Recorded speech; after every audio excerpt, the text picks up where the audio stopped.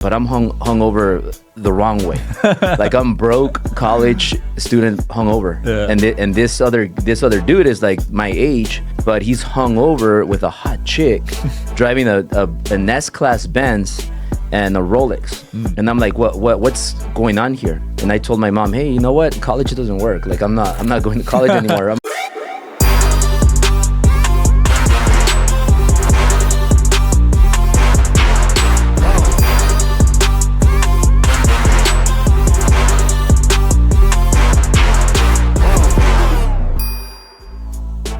Wherever you guys are watching this show, I would truly appreciate it if you follow or subscribe. It helps a lot with the algorithm. It helps us get bigger and better guests, and it helps us grow the team. Truly means a lot. Thank you guys for supporting, and here's the episode. Welcome back to the show, guys. Got a very special guest, Albert Preciado today. How's it going, man? Very good, very good. Excited. Dude, you got a crazy story. I can't wait to get into this. Yeah, let's do it. Yeah, I've done some research, but I'd like to hear from you, man, how you got started in business. Well, when I was 19, I used to go to college, right? And I just decided to drop out of college because that's what I believed. That's what a lot of like the Latinos out there, Hispanics, you're taught by your parents, like you got to go to college, get a degree, and that's the only way you're going to become successful because you're going to get a job, 60 grand, 70 grand salary.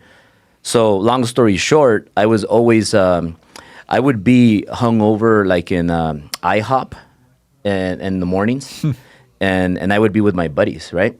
And I would be like, then I would see another guy hungover that would get there with a hot chick, and I was thinking like, we're both hungover, but I'm hungover the wrong way. Like I'm broke college student hungover, Yeah. and this other dude is like my age, but he's hungover with a hot chick driving an S-Class Benz and a Rolex. And I'm like, what's going on here? Like I'm going to college. This guy's not going to college. Yeah. So then I figured out, well, he's a real estate agent.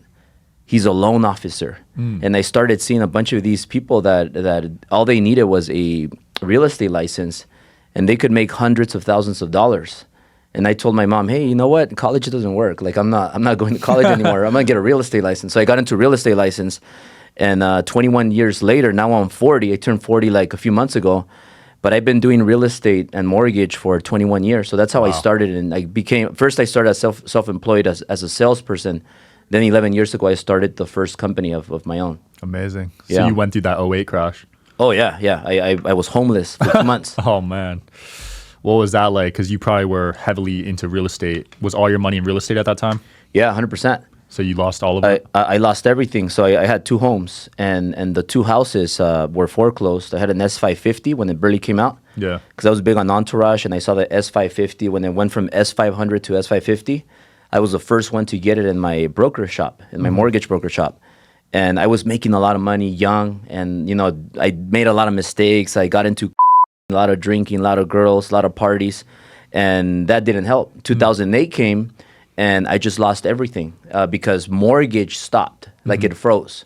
So I made my money selling mortgages. Right. And when 2007 started, and then 2008, there was just no mortgages. It's almost like you went from closing 10 mortgages a month to just none.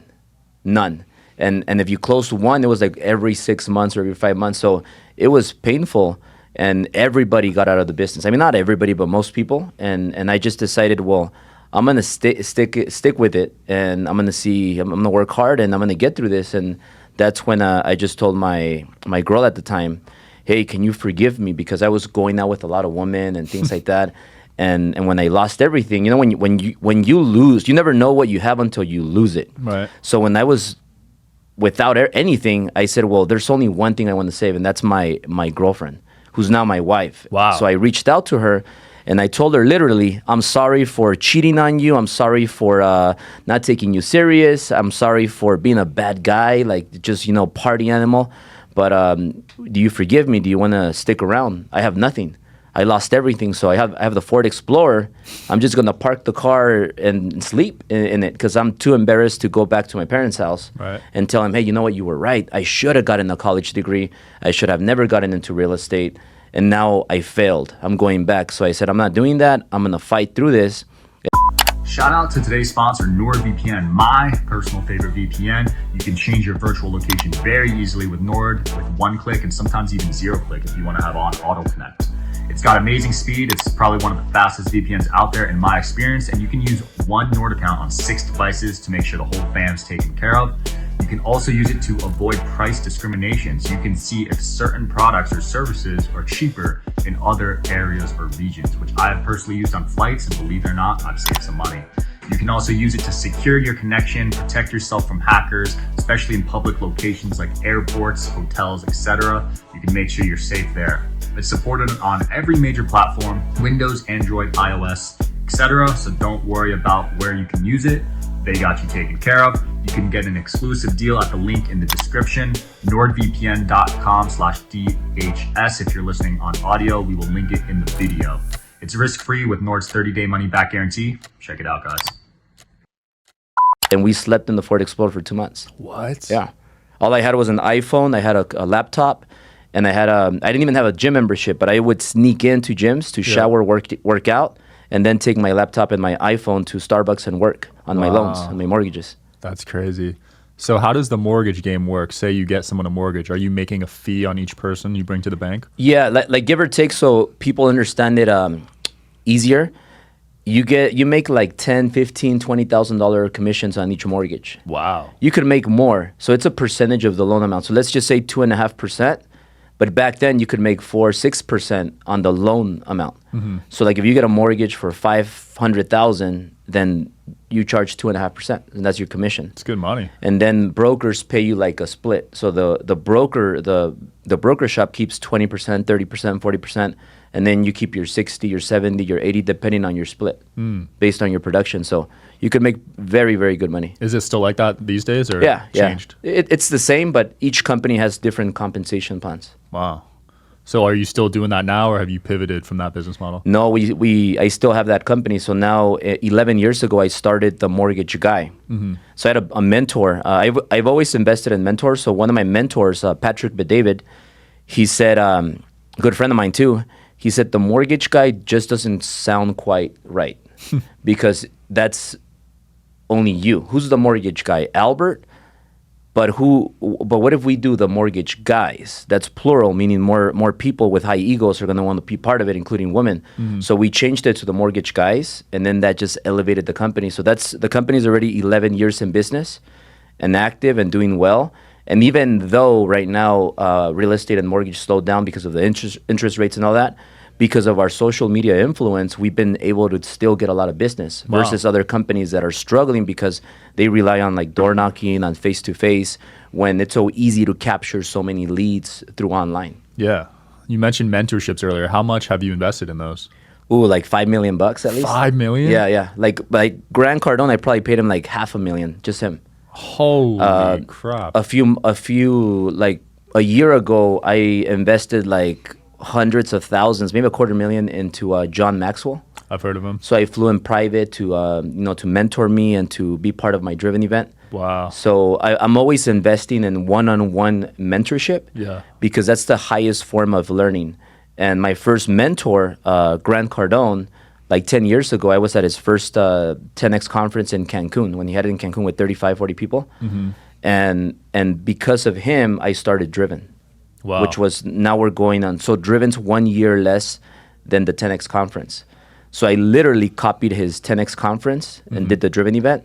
And then I copied his business bootcamp and did the Driven business bootcamp, which is a business like one. That.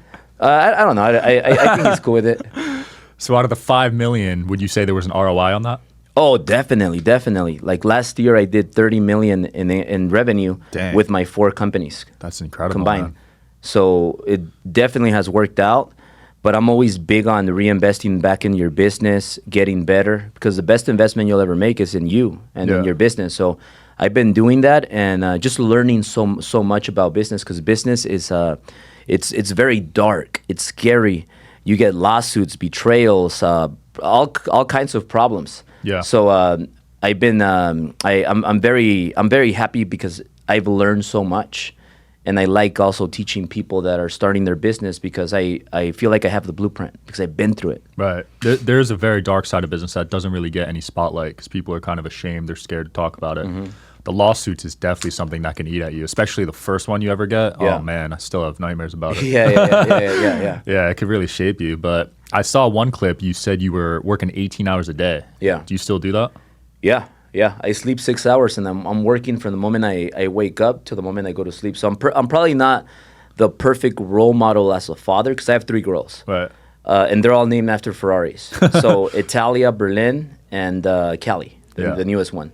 And although I do love them and I provide for them a beautiful life, like they have their Bel Air house, mansions. We have security because I've been robbed 3 times gunpoint now. Damn, so I you had serious? to get security. Yeah. Jesus. And so it's the dark part of having some success and being known online because like there's bad people out there. Right. And you get other sorts of problems. So it has definitely been a life changer. And Yeah.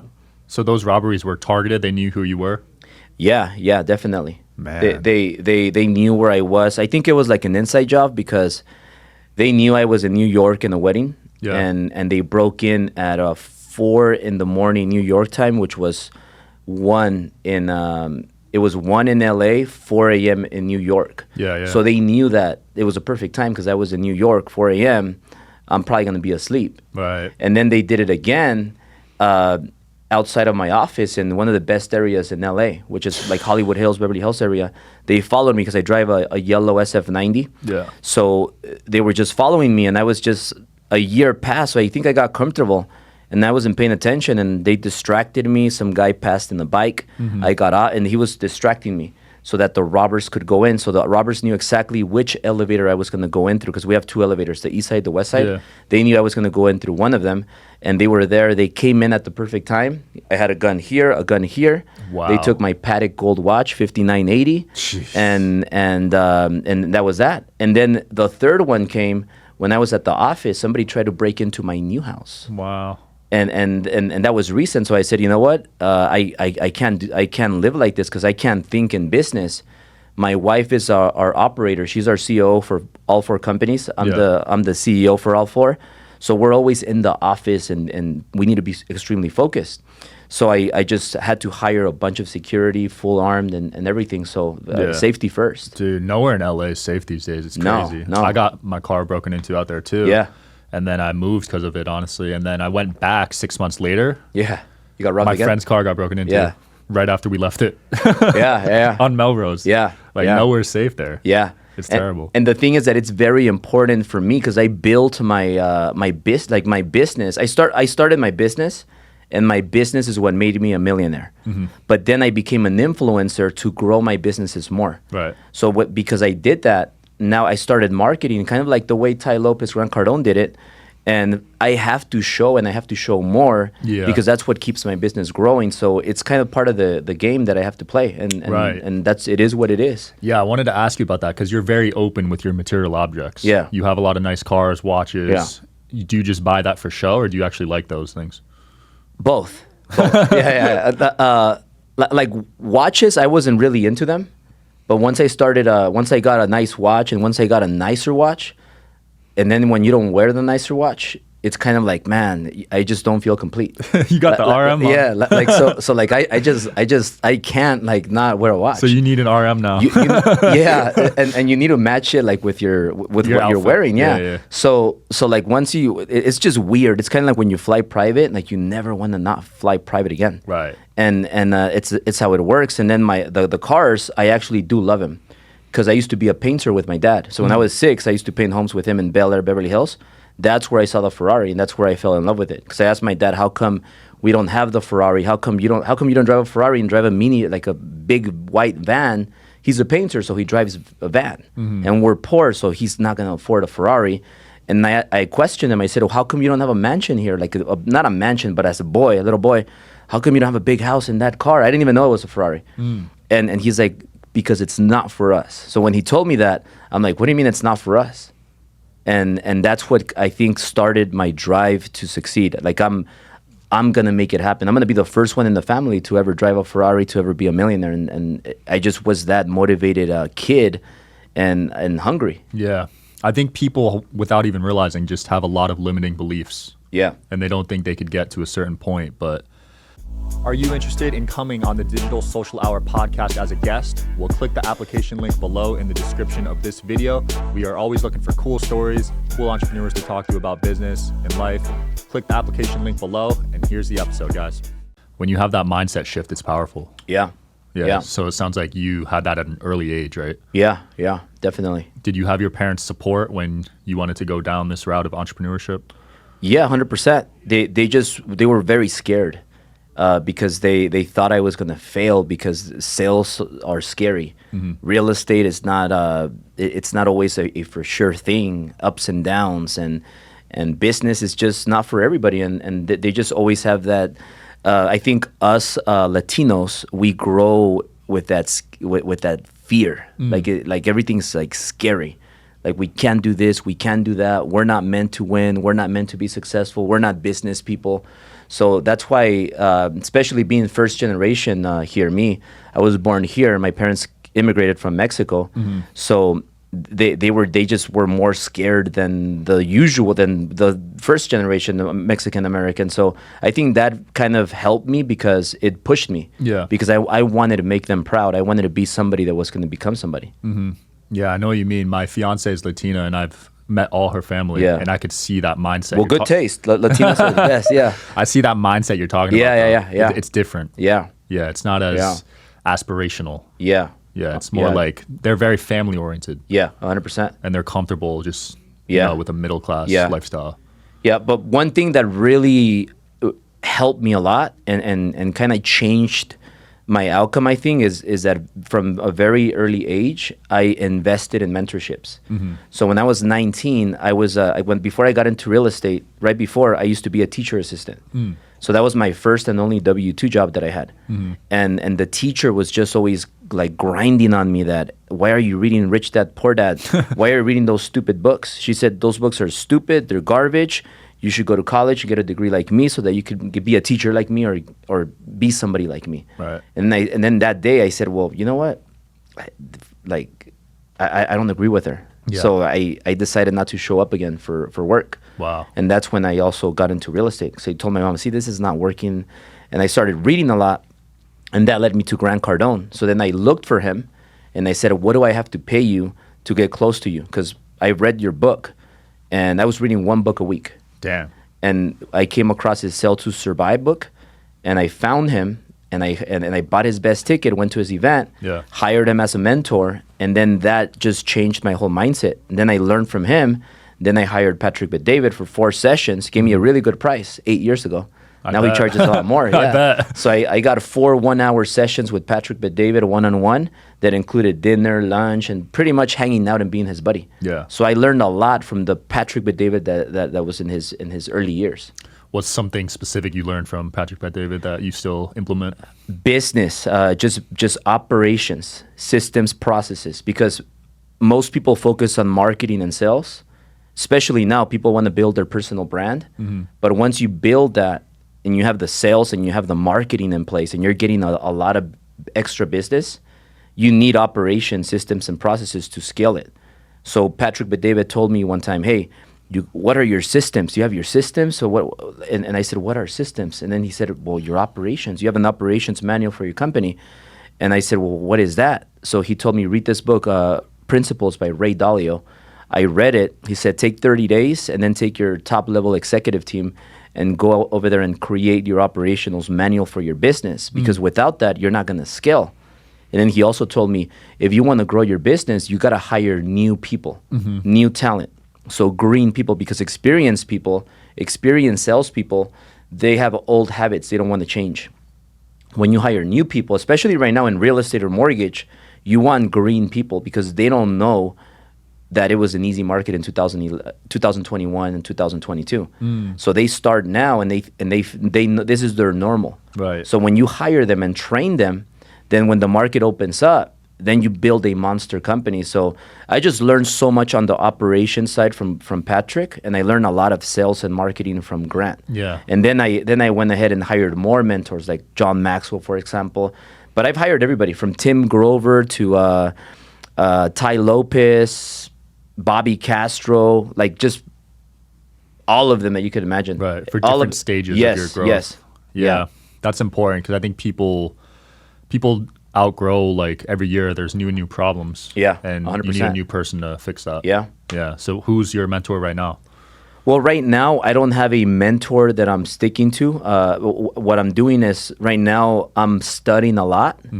And I wanted John Maxwell was my latest one. Right. But now I'm studying how to exit. So, for example, a mentor probably from far is like Dan Gilbert. So, like Dan Gilbert is the founder and CEO of Rocket Mortgage, because I want to be the next Rocket Mortgage. Right. We have the mortgage guys, and I'm also studying like Keller Williams, EXP, things that they're doing, because I want to be better than them. Yeah. And I always think big like that, and it's always better to think big, massive, because even if you come a little short, right, you're still gonna hit a big. You're gonna have a big win. Absolutely. So like that's what I'm studying right now. Like what's the multiple if you sell the company? How much do we have to make EBITDA every month? Every year, like what do we do? So I'll tell you who, like one of my mentors right now. Now that you kind of refreshed my memory, I'm very close with Neil Patel. Yeah. A lot of people don't know Neil Patel. Neil Patel is like a neighbor of mine. He's not a neighbor, but he lives like 10 minutes away. So I spend time with Neil Patel. I talk with him a lot. He's going to be at my Driven event Friday and Saturday. So we built this friendship. Right. But a lot of people don't really know Neil Patel. Like Neil Patel is a big deal. Neil Patel is probably more successful than a couple of those people that I mentioned combined. Wow. People just don't know that. But that guy's huge. Yeah, he came on the show. He's very humble and down to earth. He's very humble. But I'll tell you, he has more than a couple of those people combined. You serious? I'm serious. That's crazy. And I want to, and obviously, like I'm not talking about his personal stuff. Yeah. But you guys should follow Neil Patel and learn a lot from him, because he's a genius. That's awesome. Yeah, you'd have no idea talking to him and that he was worth that much. Oh yeah, 100%. Yeah. Yeah. So how big's your real estate portfolio right now? Did you bounce back? I don't have a real estate portfolio. I had to sell all my real estate portfolio. So I had 18 properties. And the what happened is when I started the mortgage guys, the mortgage guy became the mortgage guys. We started Ambiance Realty, the Driven event, and so those three companies were the first three. And what happened is that in 2018, you know, I was running out of funds. I maxed out all my credit cards, and I was just spending overly for the Driven events. I maxed out my wife's credit cards. Damn. My dad, you know, lent me a little bit of money. I just got as much money as I could, and I just spent it all. Like I paid Grant $40,000 to put a 40-second ad at his 10X conference. Wow. To just put my name, my phone number, and my face. Was it worth it? Oh yeah, definitely, definitely. So a lot of people didn't realize, like, man, like this guy's reckless, driving Ferraris, Rolls Royces, buying watches, doing a bunch of crazy things. But I was doing it to get attention because I wanted to appear bigger than I was. So I wanted to appear. I went to fight Goliath. When you're small, you have to appear bigger. So my way of appearing bigger was spending more, having the Ferrari, even though I could barely afford it. I was like faking it till I made it, but I was fighting. I was doing the work. I wasn't doing it for just show. I was doing it because I needed to do that to grow my business, because I couldn't recruit enough people. I couldn't speak on stage. Nobody knew who I was. And it's not about how good you are, how much experience you have. It's about who knows you. For sure. Because people pay who they know, not who's the best. So then I started spending all my money, and then we got into problems. And then I remember I sold one property every quarter just to get $100,000, $200,000. And I sold all of them. Combined, I got out like $2 million from selling all my portfolio. And then those $2 million saved my business and my life. Wow. Because I battled heart attacks. I got sued. You got a heart attack? Well, I didn't get a heart attack, but I battled heart attacks. I felt like I was getting heart attacks like every week. Damn. Because I had so much pressure. Yeah. Like I would turn purple when I was eating. I couldn't even swallow my food. Holy Because I had a crap. baby on the way. I'm broke. and I don't, and I'm selling all my properties. Yeah. Then I'm out of money again. So I remember 2018, I was like rock bottom. Not a lot of people know this, but I even went with Brad 2017 to Sushiya, a restaurant, with him and his previous videographer, one of the first ones that he was using. Yeah. And I remember that I was there, but I could barely eat. I didn't even know if I was going to be able to pay the bill. Brad didn't know this because we were driving a Rolls Royce Ghost that I had, but I'm barely paying everything. Dang. I don't even think I have $40 to pay the bill. Holy. He doesn't know that. But and at the same time, I can't even eat well because I'm so stressed out. Yeah. And you know, the card went through, and for some reason, like, God always helps me for some reason. I don't know. Like, it's like He's watching me. And then that happened. But in 2008, like a few months after that, I'm just like out of money. Everything's maxed out, and I have one property left, and we're in the Fontainebleau in Miami, and I'm with my wife, and I tell her, hey, you know, we're drinking in the Fontainebleau bar, and drinks there are like $40 each, and I'm like acting like a baller, and I'm acting like a genius. I'm like, hey, we're selling this property. I have a great, like, it's going to be a great deal. I'm a genius. It's going to work out. Like, I have this genius idea. She knows I'm not a genius. She knows like, it's the last house that we have, and she knows I have to sell it because we have no money, and we needed that to pay the bills, to pay our employees, to keep the business going. So it was like, and I have a daughter, right? And she's 1. And like, what am I doing? I'm taking a huge risk. Right. But I believed in myself, and that's what I tell people. Like, sometimes, you know, you're like 1 inch away from scoring that home run, from making that touchdown, but you quit when you're that close. And business is very, very hard. So, and not everybody can win in business at a big level.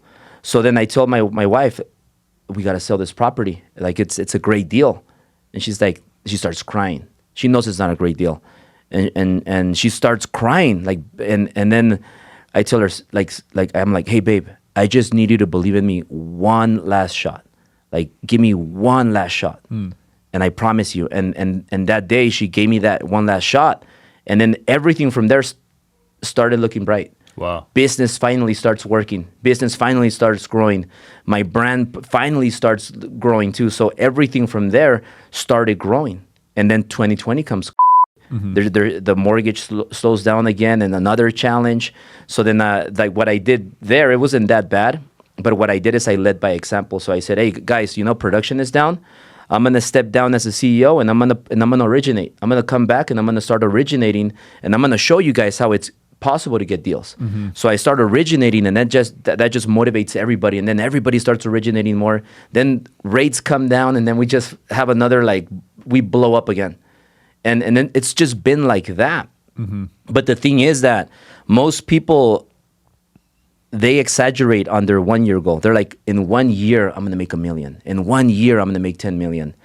But they don't realize, like, how much they've grown in the past 5 years, in the past 10 years. 10 years ago, I made $106,000 10 years ago.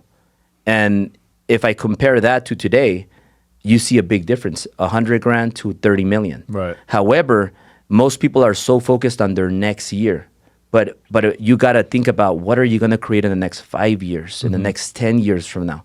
And that's a lot of things that now I talk to, like Neil Patel and other friends that are high net worth, and they explain to me how they open their business. I have another friend that's worth hundreds of millions, and he has a big house with how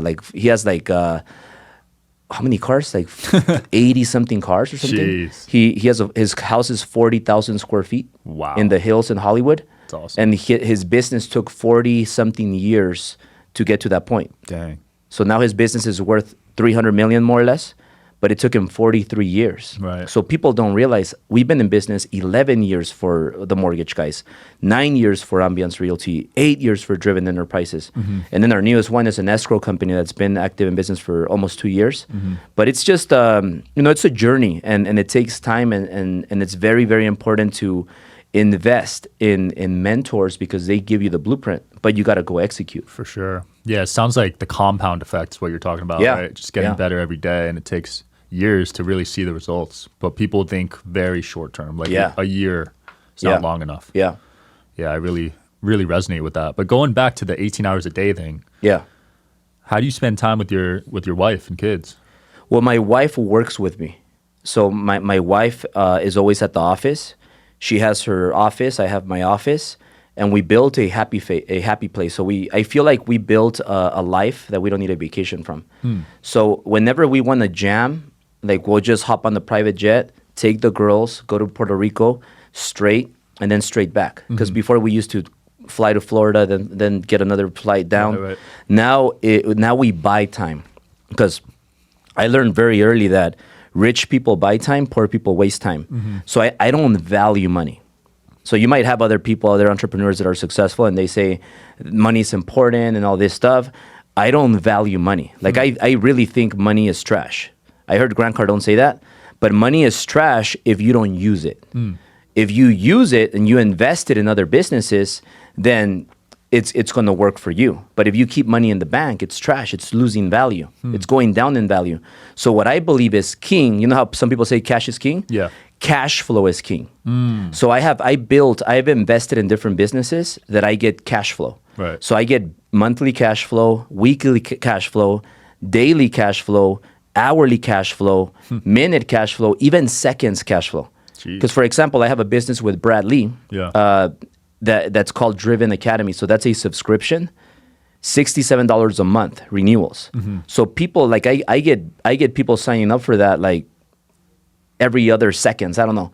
So that's a form of cash flow that's coming in. Right. And so like I've invested in my cash into building other sectors that give me those strips. I want those strips. So when mortgage and real estate come down, then I still have other businesses that are doing even better. So it always like you said, it compounds and I built that vertical integration where the businesses help each other. So like that's what I believe is key. You got to build cash flows. Some people do it with real estate, apartments, you get cash flow. So I think that's more important than cash. I think cash is trash. I think cash flow is king. I love that. Yeah, people don't realize having money in the bank, they're losing money every day. 100%. Yeah. But dude, 5 years and you're at 30 million from nearly broke 5 years ago. Crazy. Yeah. Yeah. I mean, that's unreal. Yeah. And for your wife to have believed in you is really cool to see. Yeah, I do a lot of scary things. Like I'm a big risk taker. But another guy that I invested money in is Jesse Itzler. Yeah. So I was at his house. We're having a conversation, and he told me like, because I asked him, Jesse, like, so what do you do when you get to that next level? Like, do you still keep taking stupid risks, like dangerous risks? Because there's risks that you can score a home run, but you could also go out of business and die. Right. So like, at what point do you stop putting everything on the line, Jesse? And I said, how do you do it, Jesse? And Jesse said, well, when you get to a certain level, now you take bulletproof risks. And I was like, bulletproof risk? Oh, that makes a lot of sense. So what's a bulletproof risk? Well, it's a bulletproof risk. Like it's a risk that is a win-win. There's like 1% chance you'll fail and 99% chance you'll win. So there's not really a risk. Now you're taking bulletproof risks. Wow. And I'm like, oh, that makes a lot of sense. So that's what you take now, Jesse. Yeah, we only take bulletproof risks. So I'm like, oh, it makes a lot of sense. Because in the beginning, you kind of have to risk it all to grow the first stage. Yeah. But then once you get resources and you have access to a lot of money and people and relationships, then you don't have to put everything on the line. You could make bulletproof risks. And that's why it's very important to never, ever burn your bridges. Yeah. Because when you burn your bridges, especially the wrong ones, it could end your career. So it's very important. Like keep those relationships, value them. Because one of the biggest downfalls for people in business is that their ego gets too big. Their ego gets too big, then they build envy, and then that just destroys them. I love that. How have you been able to keep your ego in check despite your success? Because I don't feel successful yet. Yeah. Like I just feel like I have to always, whenever I reach a goal, I immediately create another one that's bigger. I always keep pushing myself more and more and more and more, and it keeps me focused. Yeah. And I have a very addictive personality. So like me, like if I don't know if you like to have fun or you have any bad habits or you get crazy once in a while, But like me, like if I drink, like I'm gonna go ham, and I'm gonna drink all night. You know, like I'm gonna go hard. I'm not gonna have 3 drinks. I'm gonna have, man. yeah, Go hard. I'll have 15 drinks, right, or more. If I'm gonna work, I'm gonna work hard, 18 hours nonstop. I'm gonna be focused. If I'm gonna go to the gym, I'm gonna work out hard. Yeah. If I'm gonna have sex, I'm gonna go hard. Like everything for me is like that, just hard. So I don't know. So when I work a lot, it keeps me away from like the bad things because it just distracts me positively. Yeah. No, I love that. I call those positive distractions. Yeah, because growing up, you probably were more on the negative distractions. Yeah, 100%. Yeah. The circle changed because I had a circle of people that were negative and people that were small thinkers. And now when you're in a circle with people that drive Bugattis and people that are billionaires, it's just a whole different circle, and it keeps you like, hey man, you know what? I still have a long ways to go. Yeah. So what was that conversation with your old friends when you were telling them you're going to leave them? What was that like? I just decided. I just didn't even tell them. I just left. You didn't tell them? Yeah, I just left. Yeah, I wanted to move to a different circle, to a different area, different circle, and be around different people because these people just wanted to they wanted to go to strip clubs. They wanted to do. They wanted to just be like day drinking. They wanted to just do things like that, and it just didn't work. Right. They wanted to do fraud. They wanted it was just not the people you want to be around with. But you don't know until you have a better circle. Exactly. Because usually what happens is bad people can level up with the big timers. So like for example, for me in business, as we grow and we get better people, the bad people, the people that didn't belong in our circle, in our company, they fall off because they just can't handle the growth. Right. They can't handle being around so much positivity, so much growth, so much success. So they end up falling off. And then the funny part is that all of them end up in the same dumpster with all the rest of the dumpster. Yeah. And then they didn't even like each other, but now they're friends. But they didn't even like each other, but now they're friends because they have one thing in common. They don't like you. Like they're jealous of you. They become jealous of you. That leads to envy. Right. That leads to them being haters. And then later on, they're fanatics because later on they're like, I used to know Albert. I used to fly private with Albert. I used to be his friends. I used to go out drinking with Albert. Not anymore, buddy. Yeah. Have any of them reached out to you?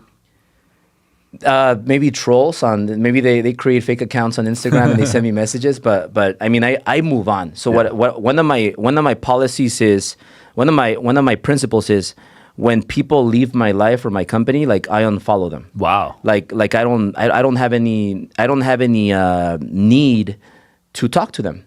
I don't have any need to spend time with them because why? I need to focus on people that are all in with me in the company, people that are all in with me in life. Because the free time that I do have, I want to spend it with people that I love, care about. I want to be with my daughters. I have 3. I want to be with my dad, my mom, and I'm so highly productive that money is you can't get it back. And now that I turned 40, I'm like, damn, you know what? I used to be like, I'm young and I'm successful, like I'm Grant Cardone's like half his age and all that. Now I'm 40. Yeah. So and I realize how fast time goes. Like my little daughter Italia. She was born. Now she's gonna turn 7. So I'm like, wow. So that's why, why would I talk to somebody that left the company, follow them, or they're not even part of my life? Like for what? I'd rather give my time to my people that are in my life. Yeah, no, that's good advice. I didn't even think of it that way, but yeah, when you follow your old coworkers, there's really no point keeping up. For with what? It. Yeah.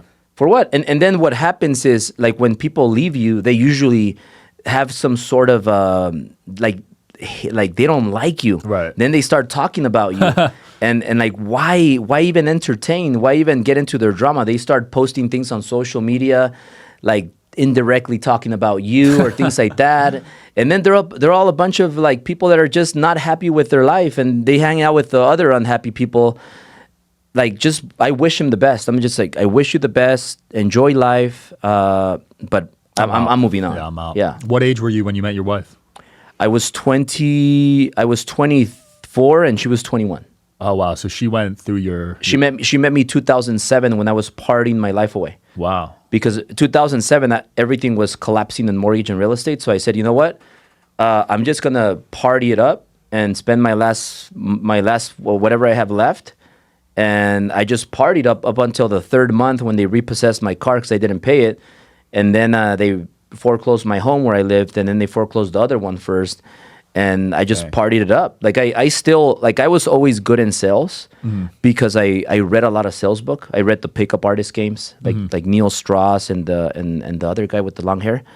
And so I had and I had a lot of good pickup lines, and I was just good in sales. So even if I was broke, I could still close girls. Like I could still like, with $40, I would figure out a way to close them, and to kind of like trick them in a way where I'm rich, I'm successful, I'm a badass, and I was always good at like persuasion, like like just that communication. So I was, and it was not the most ethical thing to do, but like I made a lot of mistakes when I was younger. I did a lot of bad things. I got 3 DUIs when I was 21. When I was 21, I got my first DUI. Then when I was 24, I got 23, 24. I got a second DUI and a third DUI, and then I got a lawyer, and he made the third a wet reckless. And since it's called a wet reckless, you avoid having a third DUI, because a third DUI is a felony. Wow. So then after that, one day I was like late at night in a hotel, and I was just doing all day, and I was drinking, and I came out, and I didn't sleep all night. So I said, I'm gonna drive home. It's already 7. So I was driving, and I hit a car, and then the cop gets there. That would have been my 4th DUI. Dang. I would have been in jail for 10, 20 years. I don't know for sure, because that was already a lot. I didn't even have a license, because I had a suspended license. Jeez. So because it's 7 in the morning, and I figured I have the shades on, and it doesn't look like anything horrible happened, because I just fell asleep and swiped the bumper, and it was a Nissan Murano. Yeah. And the guy came out, and he's like, well, what happened? And then the cop gets there. The cop says like, well, it's not a big deal. Oh, the guy looks pretty cool. I guess the was good. It woke me up from all the drinking. And he's like, you guys handle it. He left. And I'm like, wow, I don't have a license. My 4th DUI, I'm out. Like I'm drunk, but I don't feel it. And then the guy is like, I said, well, you know what? I'll fix it. I'll give you cash for it. Go get an estimate. No, I hit him. Oh, and he said he'll pay for it? No, I told him I'll pay for the damage. Okay. Yeah, I said, let's not use insurance, not go through insurance. I didn't even have insurance. Yeah. And because I was broke, but I was spending my money like in a dumb way. Right. So I tell the guy, I'll just pay for it. Just get an estimate, and I'll pay for it. And he's like, well, let me think about it. Let me go get an estimate, and then if not, we'll use our insurance. So I gave him an insurance that I had there that was expired, and I just told him, yeah, here's my insurance information, whatever, call me. And I was just kind of praying, like, oh, hopefully he just.